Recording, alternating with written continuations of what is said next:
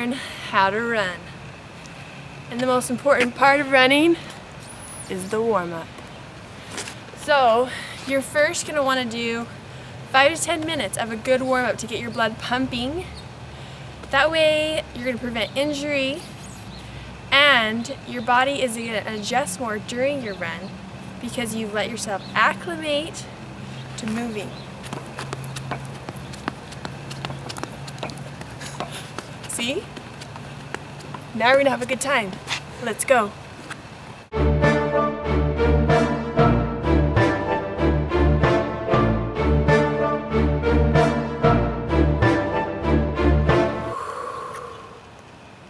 Those were bounders, okay? Those are a great way to warm up before a run. It's just a tall skip, and you're trying to get height, and you're trying to get up.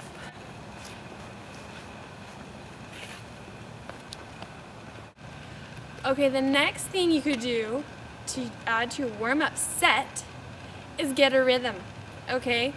It's a way to get a cadence so that you train the mind and body to connect with knowing that repetitive cadence. It's a rhythm. It's a beat.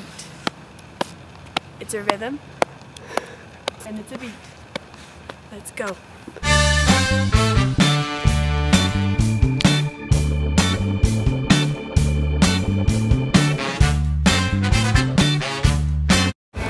Are you ready for some butt kickers? These are another great way to warm up. You kick your butt, and you keep kicking your butt, and you kick your butt.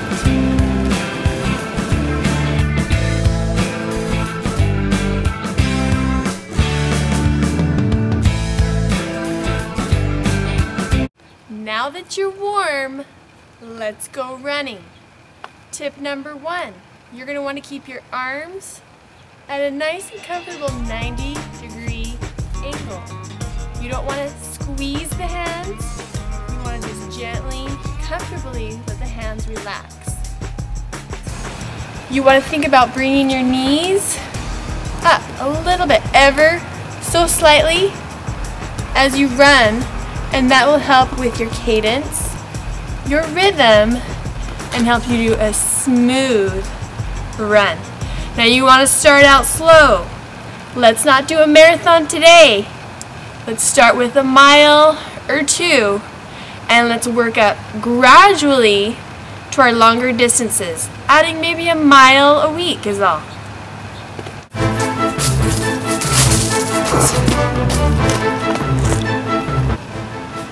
Now we're going to talk about the mental game of running. Okay? Do you give up? No!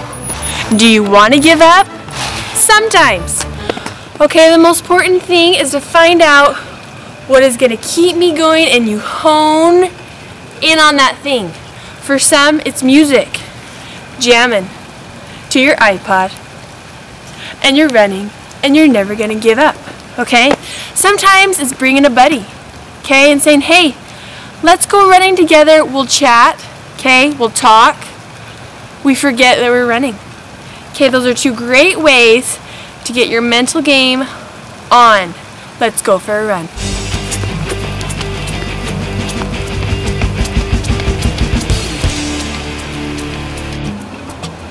Now we're going to talk about the stretch. Okay, so after a long run, you're feeling good. Now your body's nice and warm, and so that is when you're going to want to stretch those muscles long and lean. Okay? So a great one is called the runner stretch. You're going to get in a deep squat down here. Okay, deep lunge. You can even do yoga style. Bring it up high and hold. Okay? Put your heel forward.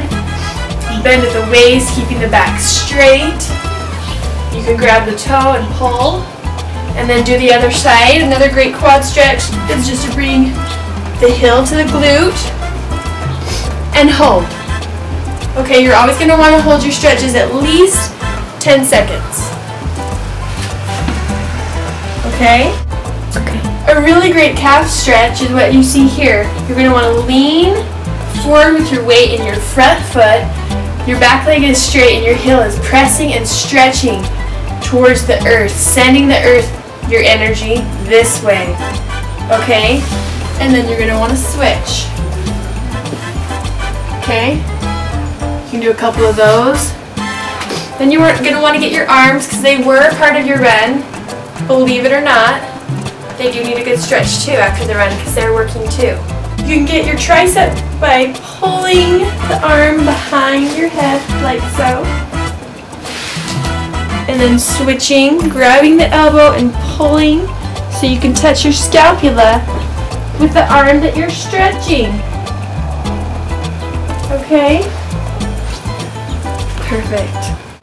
Now that we've talked about technique and warm-up and stretch, now we can talk about actually preparing for a big race, like a marathon.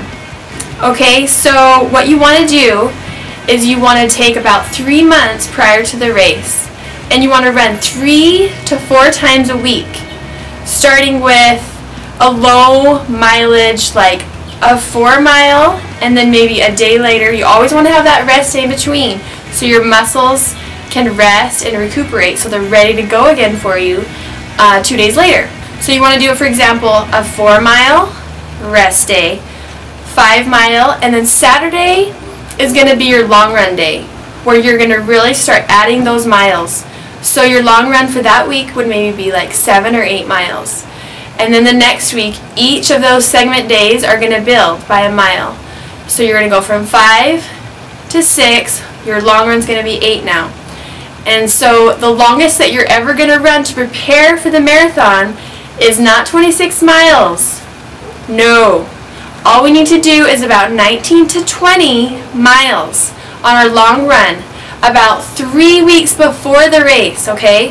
And then we're going to start tapering back down, which means running less miles for the 3 weeks leading to the marathon. So that week before the race, we're back to 3 miles and 2 miles, and then for our big race, we run the 26 miles of pure glory, okay, to the finish line, because our muscles are going to be so ready. They're so primed, and then you're going to cross that finish line and be a superstar. So all this training actually helped me personally complete my first marathon. It was so amazing. So I was with all my friends and my husband, and what really helped me at the starting line is to be with my friends and to be talking, so you kind of get rid of all those race jitters. I knew that I had done the training, I knew that I put the miles in and the time in to prepare my body. Now it was just all a mental game. And it really helped me to talk with my friend the entire race.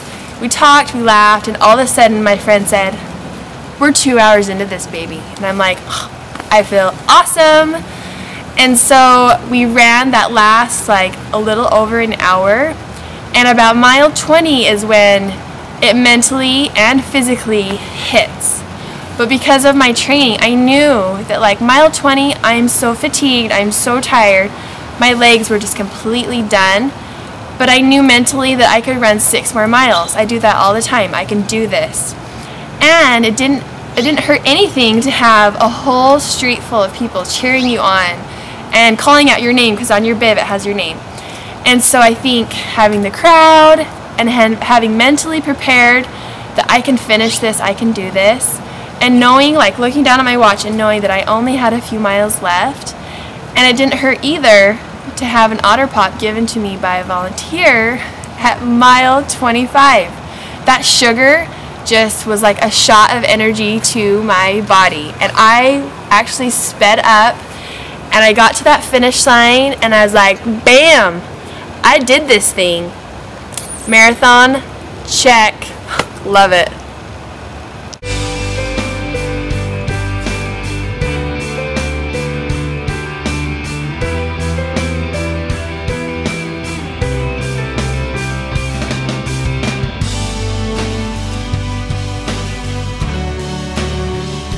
I love running.